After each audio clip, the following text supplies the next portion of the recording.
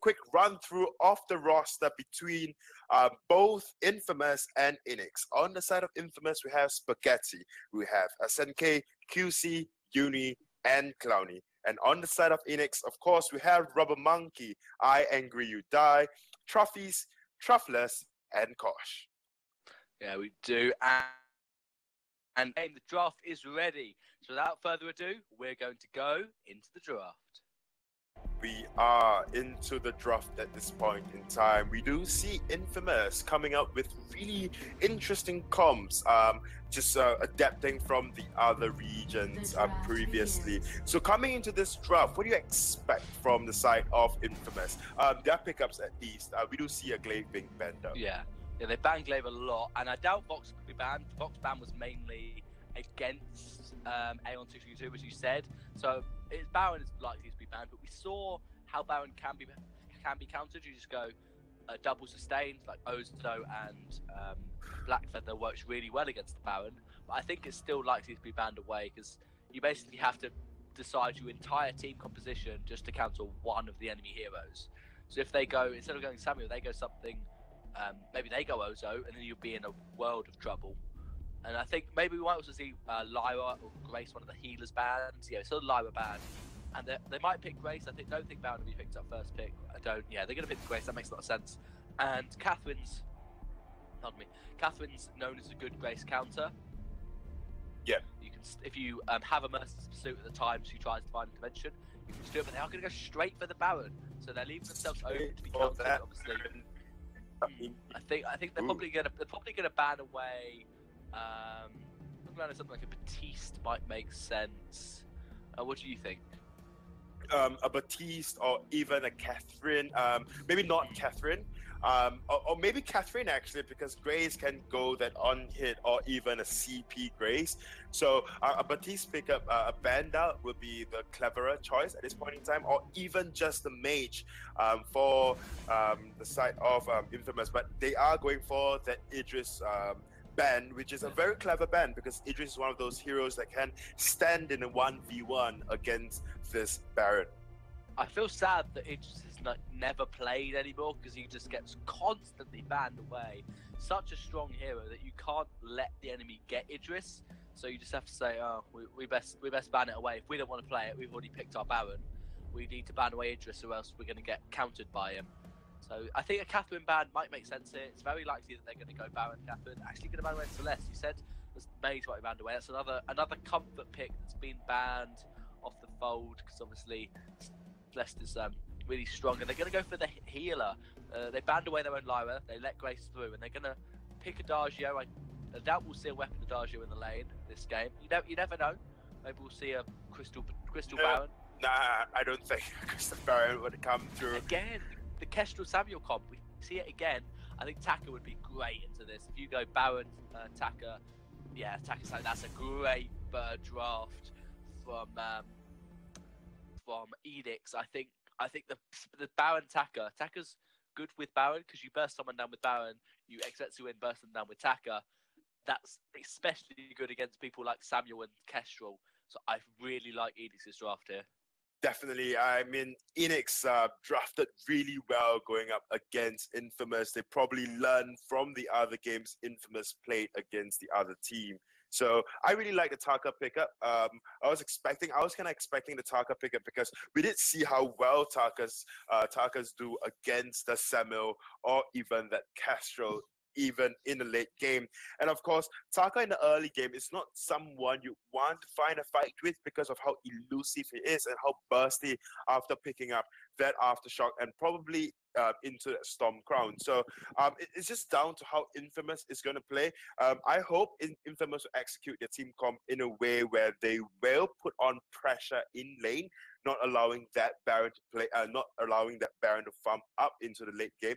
If that is the case, then Taka and Baron might have a tough time going up against the Infamous comp of Grace. Kestrel, and Samuel, because honestly, this comp works very well if you are looking to push a lot of objectives in the early game. You have a lot of bursts coming out from that of Kestrel, you have the poke coming out from Samuel. So at the end of the day, you have a rather balanced comp with enough burst and sustained damage from from both of the carries. And of course, you have a very good frontliner as well. As on the side of Eanix, we do actually see the Baron, the Adagio, the Taka. Adagio can provide that sustain that Baron knew he had.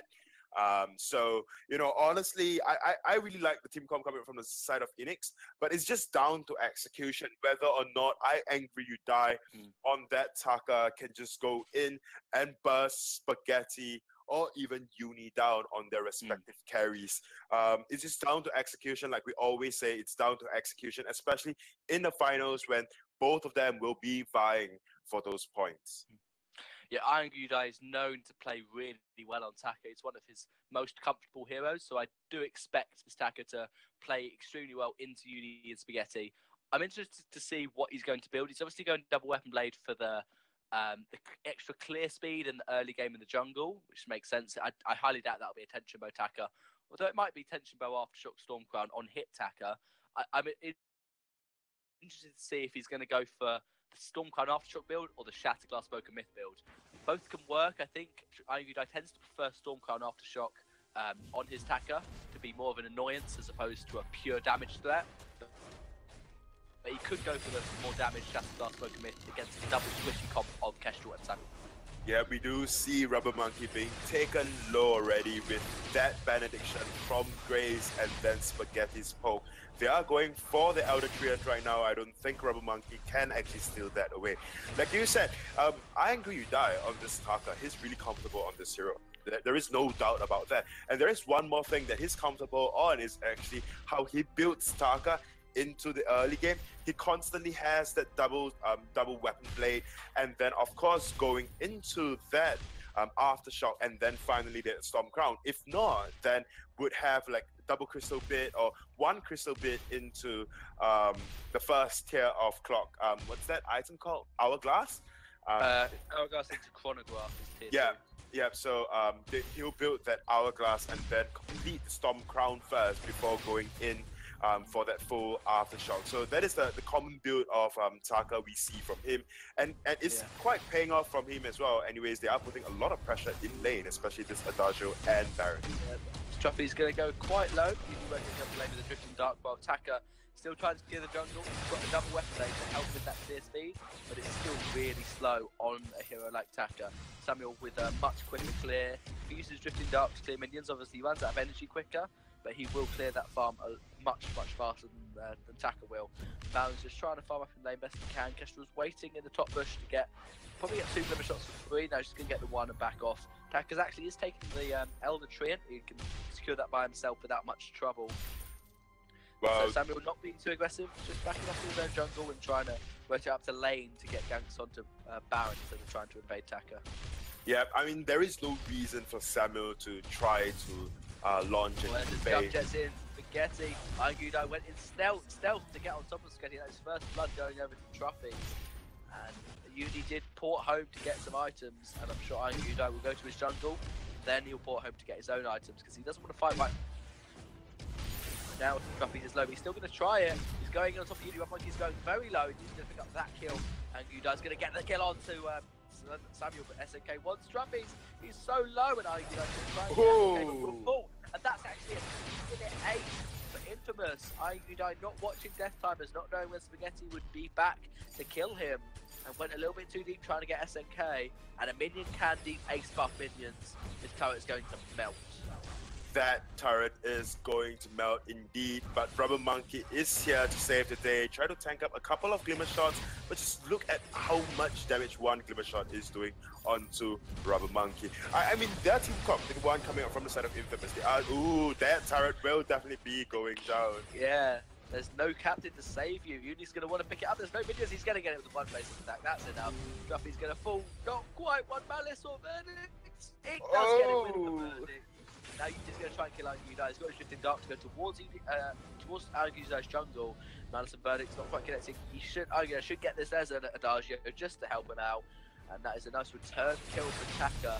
Samuel's looking a bit quite dangerous there. Now Spaghetti can rush it down to shot, pick up his sword blade, maybe watch towards the reflex lock, and he's thinking very hard about what to get, and he's not going to get anything. No, he gets from an infusion. That's 4 minutes. As soon as he goes down jungle shot, pockets that infusion. That's a smart decision because obviously they got the first turret before 4 minutes in. Yeah. So they have a really good push comp. They have really good early game pressure, and they want to push that further with probably a level 5, maybe a level 6 infusion.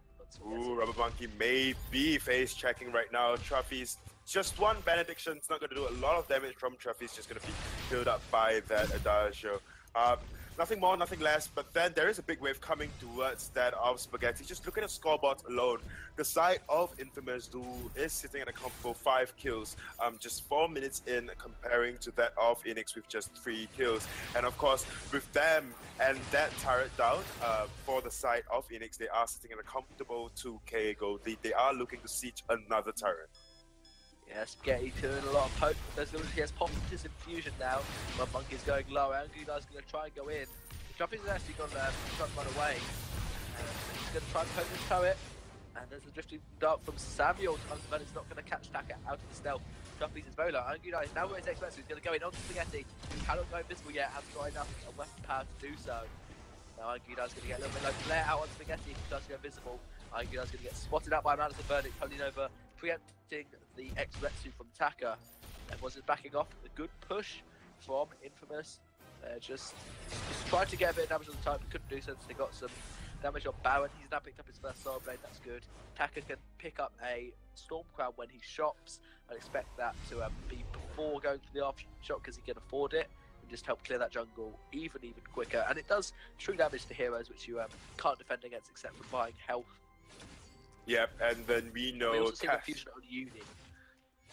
And we know Castro generally would not want to buy health, and that has been the target that Iron Ryudai is looking out for. Just adds Retsuin into the Castro. They are going to meet in jungle, but nothing much is going to happen. They both know, they definitely do know. Castro is just rotating up lane just to clear that lane a little before engaging another fight. But we do see though that infusion being picked up on Castro is expiring soon, and there hasn't been much that's done with the infusion. No gold mine being picked up. The side of Infamous is just trying to push this turret, which I don't think. Oh, they might. They're doing a lot of damage on it. That was going to go low, but they're going to back up in and dodge of the holding over by that device attack. Well played. And now Spaghetti's nice and healthy on the backside. There's a lot of damage on the glimmers on the Monkey. The attacker's going to boot in. He's going to get stealth. The attacker does block the active camo stars. 1 kill. Quite connecting, but forced the crucible. So forced the fountain from Other Monkey while SNK still has his available. I think Grace is almost level 6, so that Divine Intervention will be up quite soon. Jumped at some different jumpies, forcing a boot from Uni. He does not want to take that double shot from Baron. And this will be a gold mine going pretty uncontested. Iron Cannon is available for Baron. He used it in the previous team fight. That'll be Infamous extending their gold lead to about 3k. Well, yeah, I mean, if you cannot siege the tower, then just go for the other objectives. That is going to just further your gold lead, and that is what Infamous is doing.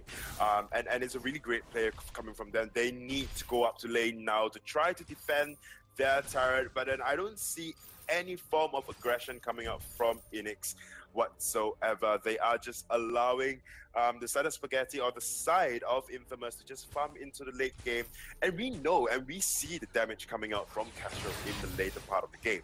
And if Castro gets off Glimmer shots first before Baron can jump jet anywhere, then Castro definitely would have the upper hand. Granted, there is always a fear of Iron Ryudai on this Parker just lurking around, trying to get in the perfect Etsuretsu on Spaghetti. They are vying for that middle tree, and it does go to Iron Ryudai. Iron Ryudai gets it, they're backing off towards Sentry, so Infamous won't be going too deep. They don't want to dive under Sentry that far. He's going to push the wave in. Truffles wants to just farm up his minions. There's a minion candy on Grace to try and help push this turret, but I doubt it will be used on the Infamous. They're quite low, and so the turret is still going to survive. Only 1 minion left, which has now died. And so Infamous really want this turret. You can tell that they're so objective focused. There's the minion candy on Grace. And so the turret has now lost its barrier, but Dak wants to go in. Aaron Cannon onto SNK. That's actually going on to getting on Kestrel. Oblivion, he tried to boost out of it. The Truffles was slept. Fountain still able to use it. And Spaghetti doesn't care about turret barriers. He'll just slim a shot and kill it. Because it's stealth, trying to be sneaky. Spaghetti's low on energy, so I argued I could X-Retsu Spaghetti and probably do quite well, but they're just going to back off.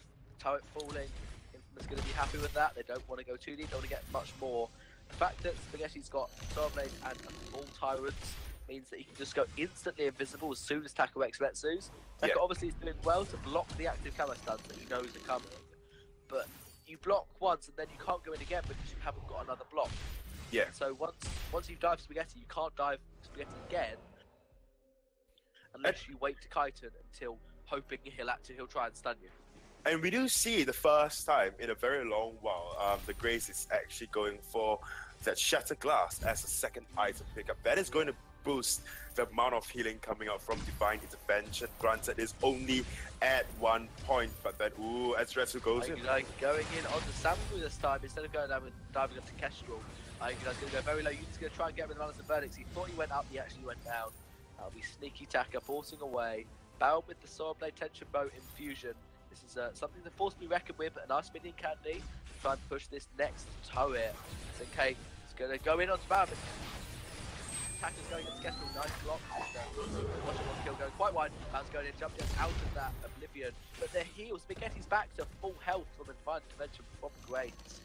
Obviously, Taka has a mortal wound Exesu, and that mortal wound will be applied onto Kestrel. Kestrel will be fine once he gets this Treant. And now Taka's going to dodge that. Holy Nova Taka really wants to go in. He's diving at SNK this time.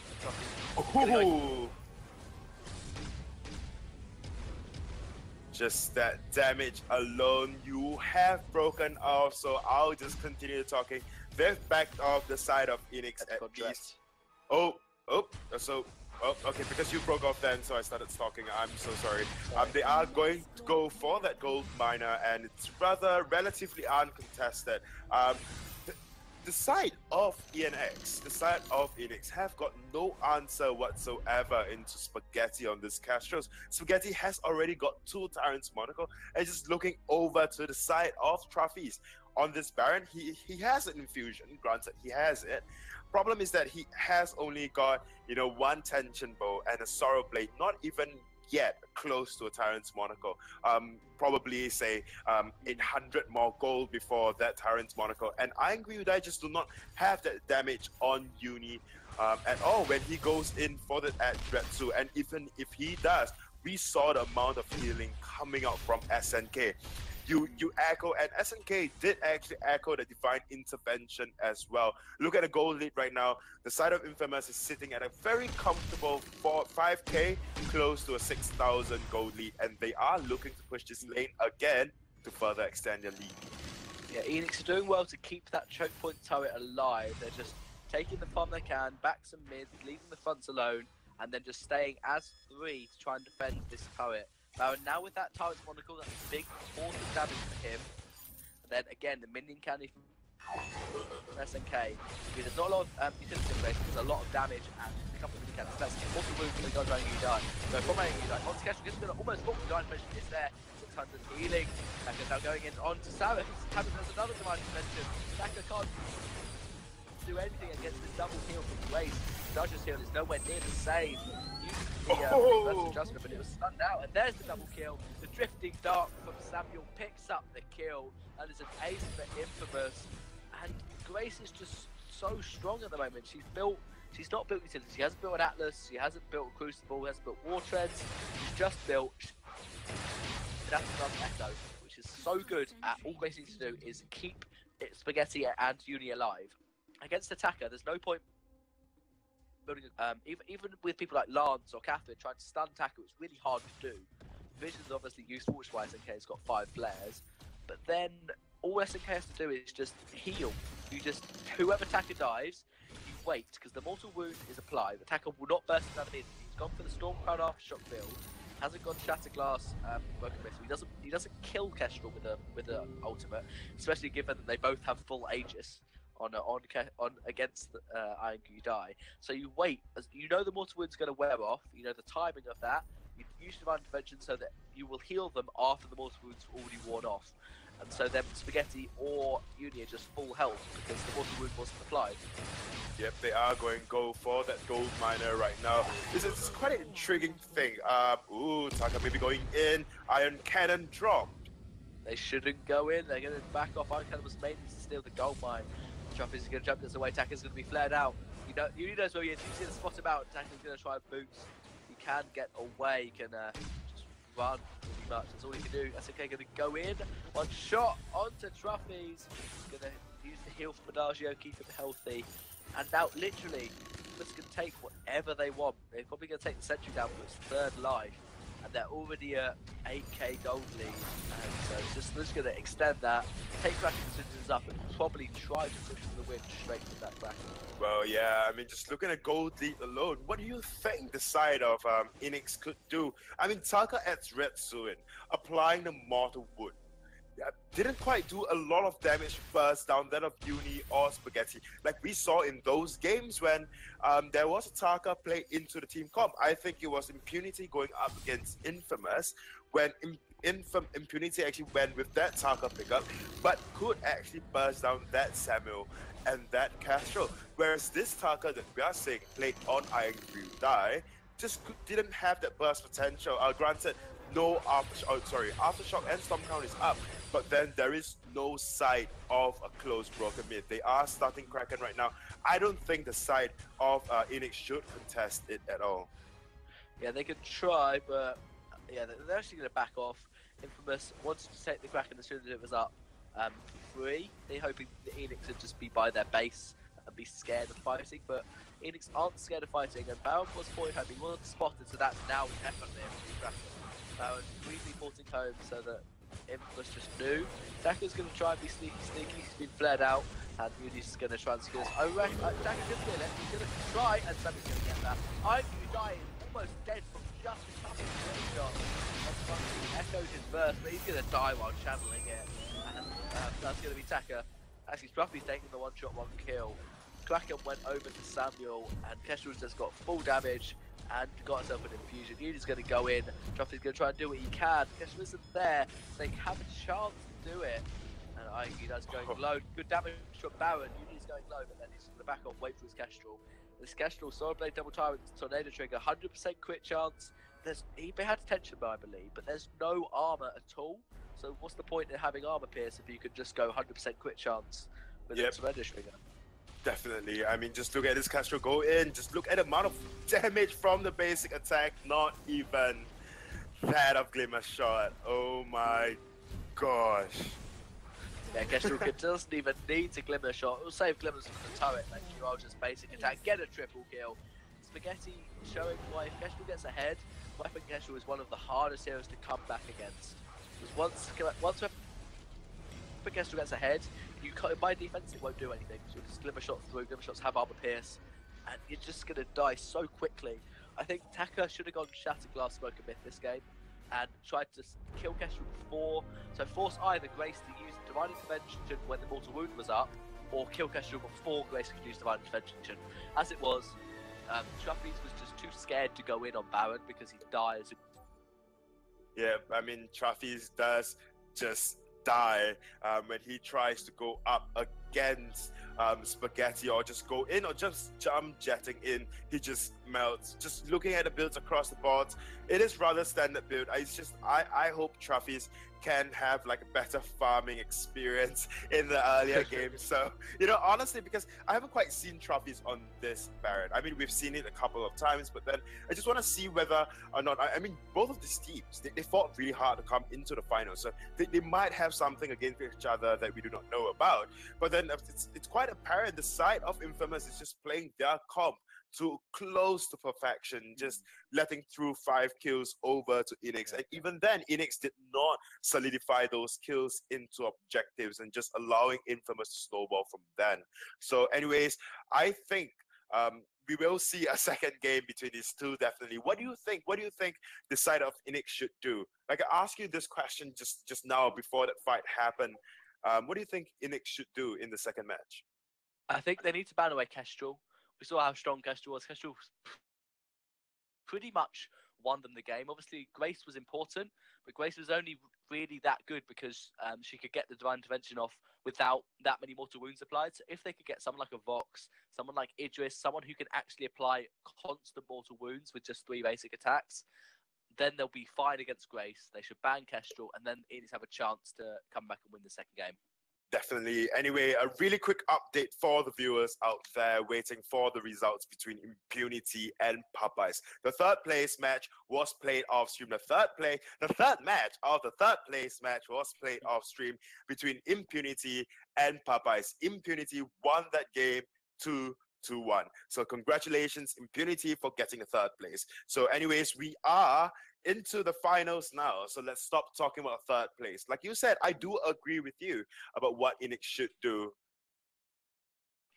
Yeah, I think it makes a lot of sense for them to get rid of Kestrel. And so we are actually going to see what they are going to do because the second draft is ready. So without further ado, let's go into the draft.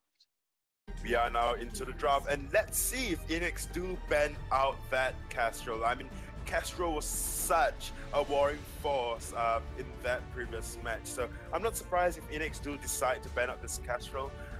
Then again, giving away Baron to the side of Infamous is also another thing that you have to consider. I mean, Eanix, Traffy's played kind of well on that Baron, just couldn't tank up the damage and soak up the damage coming up from the side of Kestrel. On Spaghetti, Kestrel on that Spaghetti, because I mean, even Rubber Monkey, yeah, he is the tank, he is the captain of the team, and yeah, 3 Glimmer shots is all it took for Rubber Monkey to go down. They are going to ban out that Vox for the side of Eanix. Okay, they're going to ban the Vox because, as you said, if they ban Kestrel or Baron, they're forced to either pick one or let one through. So they're thinking, okay, we won't ban either. Hopefully, maybe we're going to pick Kestrel ourselves so that we don't let them have it. I don't think they should pick Baron. They've seen that Baron can get countered. They just got countered in the last game, so it wouldn't make sense for them to pick Baron first. They probably want to pick Grace or Lyra. Just get one of the healers and then try and ban away one of the No, they're going to go for the Baron again. They seem to believe that he's strong enough. Maybe they thought, okay, we let them snowball the early game last game. We don't do that again this game. We still have a chance. Yeah. I think Lyra or Grace will just be picked up. Probably Lyra for PNC. I think that is rather sound mentality, but of course, Infamous will not fall back onto their comp like that of the previous game, and it's gonna give us that Idris to comment about. We've not seen Idris a lot for this entire week at least. It's either banned out or never picked at all. I mean, Idris is one of the strong carries at this point in time. So both healers are banned out for both teams. We have Grace being banned out for the side of Infamous, and of course, in response to that, the Lyra being banned out. Yeah. If one healer's banned, you generally want to ban the other one. Adagio, even though he's a healer, just isn't on the same level as Grace and Lyra at the moment. So I think they're probably going to go Catherine to counter the Baron. They're actually going to go straight for Kestrel. They're going comfort pick Kestrel, counter pick Idris. This is a really strong combination. We've seen how strong Kestrel is. We know how strong Idris is, especially against someone like Baron. Catherine is for Eanix there. It counters Kestrel, it stops them countering Baron with it, and it's quite good into Idris. So I'd be very surprised if they go anything else, because if they go a different roam, maybe they go Arden roam to pair with the Baron, they give away Catherine to counter your own Baron, so it would be such a good pick. Again, they might go for someone like a Batiste is really good into Idris, can work into Crystal Kestrel. If you ordained Crystal Kestrel, then you know exactly where she is. And they're going to go for the Koshka. Yeah, Baron Koshka is a combination that works well. The early game of Koshka offsets the weak early game of Baron. They're going to go for Arden. I'd expect to see either Batiste actually. Roam Batiste would be fantastic against this Koshka. But they could go Kestrel to try and counter the Baron as well. So they could go Catherine to try and counter the Baron. Yep, I personally would favor that Batiste, and then we do see almost perfect team comp coming out from the side of Infamous yet again. I personally call Infamous the draft kings in Southeast Asia because their hero pools are so fast. they can basically play around with a lot of heroes. I mean, even if now they would like to run the Crystal Idris with a weapon Kestrel, they probably could. But anyways, we are into the second match of the finals between Eanix and Infamous. Eanix, of course, Infamous taking that first match, and this is just up to Eanix on how to play and execute their team comp with that of Baron, Koshka, and Arden. And of course, on the side of Infamous, we do see that Idris for the first time this split, this week. And of course, that Batiste on roam, and in response in the jungle for that crystal carry would be that of Kestrel. So I'm really looking forward to what, how this game would pan out, because we know Koshka is a really good early game, going up against this Kestrel. What do you think would happen? I think Kestrel will be able to get farm really quickly. That's one of Kestrel's, Crystal Kestrel especially, strong points, is that she can farm really quickly. Obviously, you lose energy, quickly, but you can clear your jungle, port home, come back and clear your jungle again, and try and just not fight Koshka. So Kestrel will be able to offset the early game of Koshka, but then again, a really good Koshka will just be able to kill you or take your farm no matter what you do.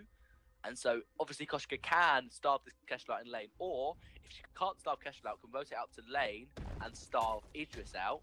And so, because Batiste is a good captain at countering Koshka. Yeah.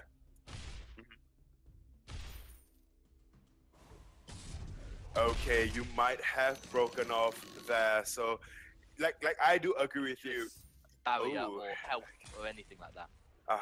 I need production to actually give me the word whether or not Minimizer has been breaking up so very often. So in case it's just on my end, I would not interrupt him midway talk and interrupting the stream overall. So can I have a word on that, please? But anyways, I do agree with you. Like Koshka, we do see now is babyseated by Rubber Monkey. Ooh, they are going in for Uni. I'm not in the game at the moment. Oh, you're not in the game at the moment. Okay, it's fine. I'm just gonna talk about the game.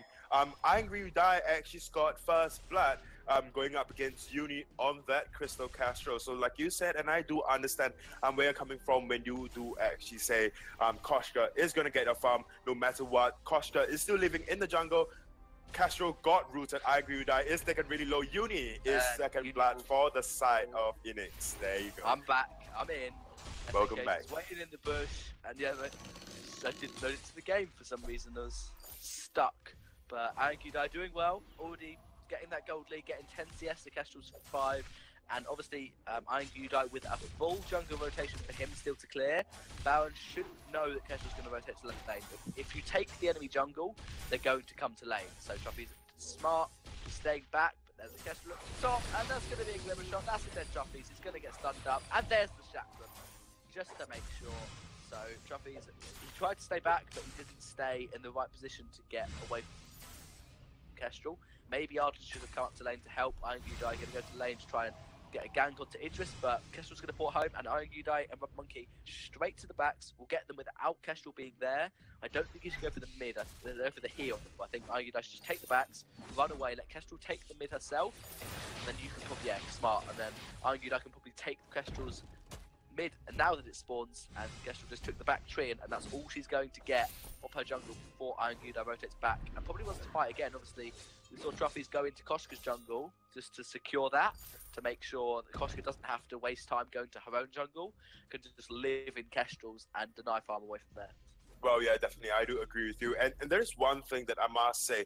Angudai, his rotation, he's allowing Truffy's on this Baron to actually just go to his backs and then just picking up the farm. And ooh, just looking at me. Okay, just about. Chakram gonna not quite finish him off. He wants one glimmer shot, and it's not quite enough. He needs another one. Good dodge from Baron on the glimmer shot to keep himself alive. Angudai is rotating in lane. He knows his there. Truffy's gonna pick up this farm, and Kestrel's backs are up. Angudai's not there. He's gonna be distraught, only being able to farm his own jungle. And Baron should just be trying to clear the wave. He should just port home, get yourself some health. It's worse if you die. But he's actually going to be able to force Idris to boots away. So he will be fine. He'll get this farm, and then he will definitely port home so that he doesn't fall to this Kestrel. In fact, he's going to go and help Koshka clear a jungle. So Baron decided that he can get health from this tree, and then he can just rotate back up the lane. Well, yeah. I mean, this is a time where the Crystal Sentry do come out, and that would kind of stop Koshka from invading a little too much. This is the time that Uni has been waiting for, just to farm up a little bit more before going up to lane to try to get trophies again, because we know Crystal Castro, it requires a lot of items to kind of work as compared to that Koshka. I agree, Die on that Koshka has already gotten that Shatter Glass. So just imagine the amount of damage coming out, and I agree with Die may find Uni. Uni is going to be caught out. He's trying to get a couple of glimmer shots, but you cannot ignore that sentry. Uni's backing off smartly to the sentry. Buff Monkey's now caught out. It's straight down. There's going to be a dead Buff Monkey. Koshka's going to get the backside. That was smart. You know Yard's going to die. You're not going to get a kill. Just take the back. That was actually a minion candy used on the Crystal Sentry. The first time I've seen that for ages. It's a brilliant idea, but you generally don't have a chance to actually minion candy the Crystal Sentry, because if you fight around Sentry, you don't normally have a minion candy available. So that did help secure the kill on Arden. More than worth it. I love to see Shatterglass first on Koshka against this specific comp. Against the Kestrel, you just want to burst it down immediately. You don't need an aftershock. And so I think that's a smart decision. And Koshka doesn't know where Uni is. SNK is going to rotate down. And it just now picked up that Storm later. That's very important. He can blink away from Baron or blink on top of Koshka. And so that means it just will be a Baron picking up a Storm as well. So even on damage, and 2 fountains just to... So everyone's all nice and even on their damage items, except for Kestrel, because Koshka's starved. Koshka has double Kestrel CS at the moment. Yeah, I mean, big, important for Koshka. Yeah, I mean, Koshka is sitting at 34 farms compared to Kestrel's 19. It was 15 before that. So honestly, yeah, Frenzy used onto the Batiste Iron Cannon as well, and that was SNK falling used the mountain on itself, but it wasn't enough. Argued, just waiting in the bush, waiting for whoever would walk in, and they were just going to kill him. So now Spaghetti's going to rotate to lane. He will blink towards the minions, try and clear them as quickly as possible. One shot, one kill, landing on Strophies. Don't think Spaghetti's going to go on to the kill. He's just going to go for the turret. And Spaghetti's low. The Dragon Ball contract is on him. He's going to have to Shimmer Strike defensively for Uni. But that is a turret going down to Eanix. And this is Argudai going to try and get away, but there's a lovely ordained for Batiste. Just trying to dodge glimmer shots, but he's going straight in. The Phantom Batiste has so much damage onto that Kestrel. Argudai stutter stepping like a beast to get a basic attack off, use his A, get another one off. Baron with a basic attack, and Kestrel just got deleted. Deleted indeed. I personally think that the team coming up from the side of Eanix, this Koshka is putting in so much work for trophies on this Baron to farm up for the late game, and it's working out for them. I mean, Spaghetti's going to dive into trophies, and he will get the kill, but Argudai is very angry. No, he's not actually going to get a kill. Spaghetti's very low, but where's he going to go? He's got to go either towards Koshka or towards Sentry. He's going towards Koshka, but Koshka's gone up to the turrets instead. So Spaghetti will be able to get away. 1 shot, 1 kill on the turret, just to try and poke that down. That was a good engage from Spaghetti. He knew he could get the kill onto Baron with that infusion, but didn't quite get Koshka, but did manage to get away with his life. So that will be good for Spaghetti. He can farm himself up a little bit and just try and get towards the late game where Koshka starts falling off, and it becomes more of a 2v1 with Koshka just there as a reflex block bait.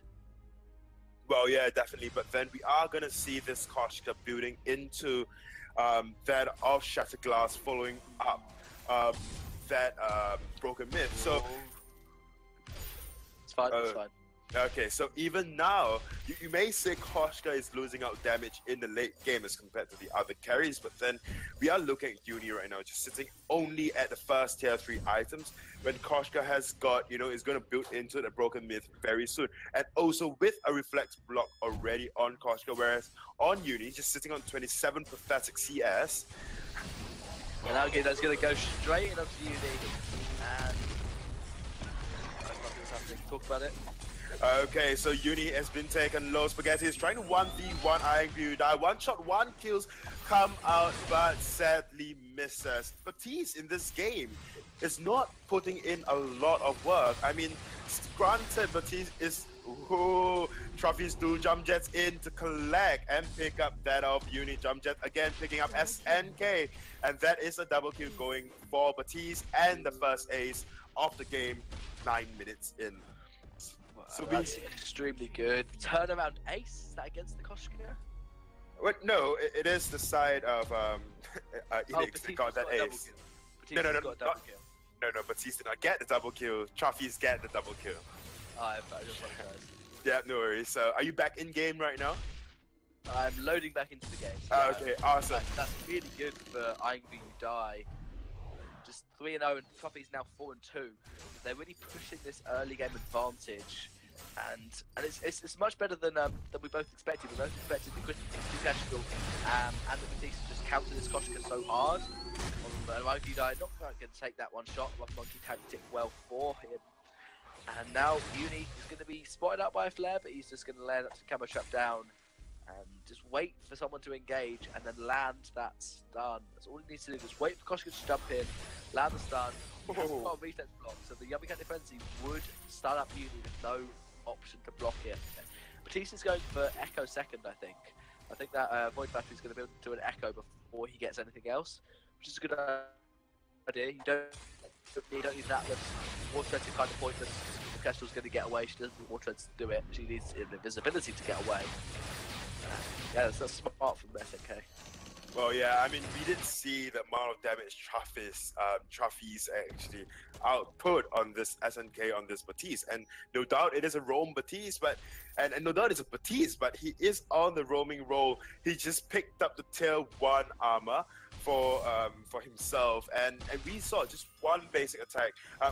Two basic attack empowered ones after jump jets coming out from Trophies actually took SNK down to half health. So it may seem like the side of Infamous got it all together for this game with that Idris pickup and that Iron Cannon drop. Put up by a flare, and that's corner. A Uni going far too aggressive. So is SNK going to get Yummy Captain Frenzy stun? Trophy's just getting a bit far. Now he's jumped again. SNK's going to go lovely bits of shade. Push him a bit. Bowen still got the double shot. Spaghetti's going to greedy port. He will get home. No one can stop him there. But this will be the turret going to Eanix. That was Kestrel going a little bit too far. There was a scout trap, well placed by Rough Monkey, and Trophy's just going to jump jets around that chakra and pick up the turret. Batiste, as I said, getting an Echo second eye, so it makes sense against this comp. One shot onto Eanix You Die, he'll just get the Trin and be fine. Guess he wants more. I don't think he should really try it. He's 1 versus 3, just going to go to the lane. Koshka going to happily farm up her jungle, work towards that broken myth, while Kestrel is sitting on where Koshka was about 5 minutes ago. Yep, I must agree with you. That Koshka is just doing that early game invade.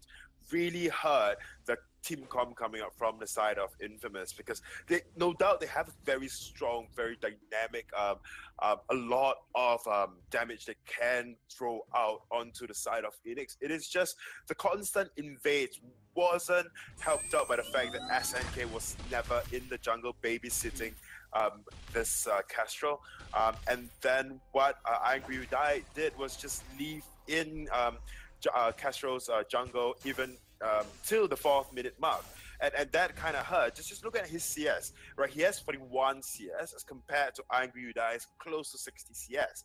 Goal difference wise, a lot of the invades played a big part as well. 9-3 kills, we've seen this kind of scores before, yeah, where the team has got deficit kills, but then the goal difference kind of even out. But just looking at the objective difference, yeah, and the goal difference, the side of Eanix has got 5k gold on top of Infamous and has got 2 turret advantage as well. Honestly, looking into this match, I just really think that the side of Infamous should start turtling up and stop looking for fights, because although they need to push it to the late game, granted Baron is really strong in the late game, but then Kestrel just do not have the items, the necessary items required and the gold required to just outplay the side of Eanix. As a Crystal Kestrel, a lot of your plays, a lot of the team fights will be you knowing and understanding to outplay your teammates, because active camo is part of your kit and it's very important part of the kit. Glimmer shots is not just the only thing you should do, and so you do not have the goal to outplay your enemies, and that is one of the big problems coming to this game as a Crystal Kestrel. Granted, Spaghetti in the late game can probably hard carry very, very hard. If Eanix You Die goes down, then Spaghetti might have a chance. Yeah, the important thing to know is Trophies already has 13 minutes in, he has 4 completed damage items. Soul Blade, Tension Bow, Double Tyrants. He will be hitting like a truck on anyone. If Uni gets hit and gets spotted out by a flare, and Truffy's double shots, and then just need a basic attack, an empower basic attack from Koshka, and Uni will just fall immediately. And I think it's basically Koshka's job at the moment to stop Infamous turtling up, to not let them get to the late game when Kestrel will start being even on damage with Koshka and eventually out damaging Koshka. Once Truffy's, that's going to do a lot of damage, but he'll get the health generation, natural health generation, and probably pick up a mid tree and when it spawns, but not yet. And actually going to push the turrets with that. Infamous taking the turret. Oh, that's a lovely answer. Not quite get Uni. And he's going to block up your. He's going to turn it around. Shut down onto Koshka. Actually, Skelly picked that one up. Now he's going to go to one monkey. That's a shimmer strike. He's going to pick up the kill. That's Idris. That's the power of late game Idris. He can get a double kill, even though they're behind. And that gold deficit that they were under is going away very quickly. Back for Uni. And there's maybe a turret. They're just going to back off, get the mid, and got Posture possibly to take this Kraken. One shot, just showing Truffy's that you got my defense on me, or I'm going to kill you.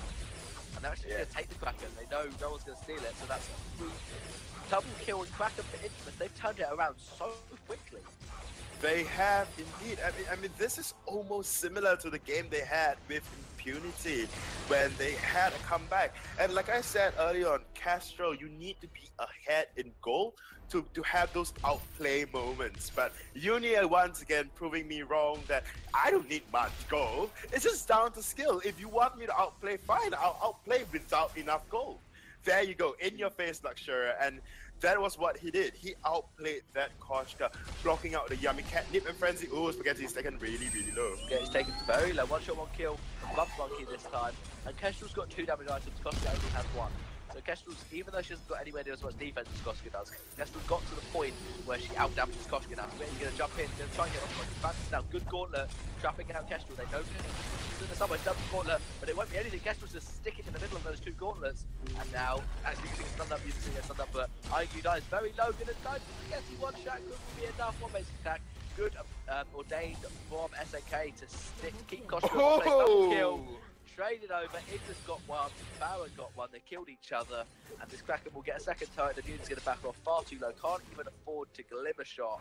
Now he can, that will finish off the turret, and that will be a good push for Infamous, and they've already basically negated the gold lead that they've lost, but once Rub Monkey eventually takes down this Kraken, that will still, the gold will still be in Eanix's favour. Yeah. They'll still be ahead, but I'm sure Uni will be more than happy that he's got his 2 damage items. Koshka has 1, and so he can just easily out damage this Koshka. Koshka with no defense as well. One more hit on that turret, and that turret would have fallen. We do see a comeback coming up from the side of Infamous. I mean, Uni on this Castro in the late game, after acquiring like all of his items needed, he is just a beast. I mean, not discounting the fact that Spaghetti is putting in a lot of work as well, coming into a lot of the team fights. Ooh, Castro might be caught out right now by a scout trap. Castro will be fine. He's just able to back away. But to be fair, Spaghetti has taken every single kill that Infamous have got. Yeah. He just has got all 7. And Kestrel and SNK are just like, nah, you can have them. You're fully built, just have another kill. We don't need kills. The gold lead, again, it's nothing. It's about, what, 1.5k now? Yeah. So, I think Uni is going to be ridiculously happy with how they have one good team fight and they basically just turned it all around. Definitely. I mean, the Kraken pickup was so crucial for the side of Infamous. Being able to push that single lane turret into cracking the base open and left the base turret, one of the crystal turret, to just 1 hit away. It is definitely very important that that Kraken, especially that fight that happened around Kraken when Spaghetti traded his life for that of Truffy's. It was equally important as well. They are posturing in for a fight right now. Truffy's had his slumbering husband got popped really early on, so Spaghetti just went in, he saw the husbands popped, another fear from Matisse using that echo. That's really good play from him. Although SNK is very low, he can get 1 more soul fragment, but that's it for healing, so he's going to back off both teams. So just looking to back away, and that's the 1 shot onto Truffy's, And when we had a frenzy, actually onto Spaghetti. Spaghetti's going to go low. Not actually going to go low. I think you guys can know. Baron wasn't there. Lovely play from Idris. Dinner strike. Double kill for Idris. He's got double damage from that dinner strike. Yes, he can. He's going to get the triple. Yes, he can. 10 kills for Idris. 10 kills for Infamous. That is the ace. And I don't see Eanix being able to beat Spawn before Infamous get the kills. Spaghetti won't quite be a nightmare, but he will be 10-0. All 10 kills just to Spaghetti. Well, yeah, I mean, you're fully built, but like you said, I don't care. You are going to collect the kills because you are the OP one in the game.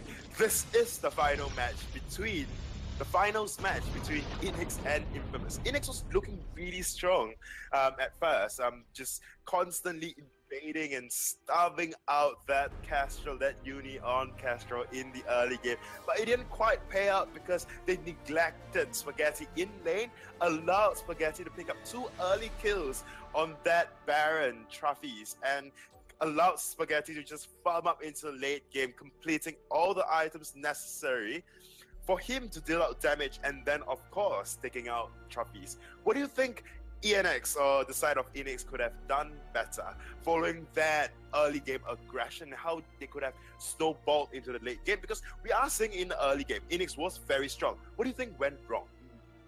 It was just one slightly out-of-position team fight when Koshka dived into Kestrel. Kestrel managed to block the Counter Frenzy, get an active camo shutdown, stun up Koshka. Koshka at that point only had a reflex block, didn't have a full Aegis. And so Koshka fell really quickly to Uni, and then Spaghetti had got his 3 damage items and went, right, time to turn on the gas, time to actually get some kills on my Idris. And he just finished off Koshka, dived onto Baron. Baron there was nothing he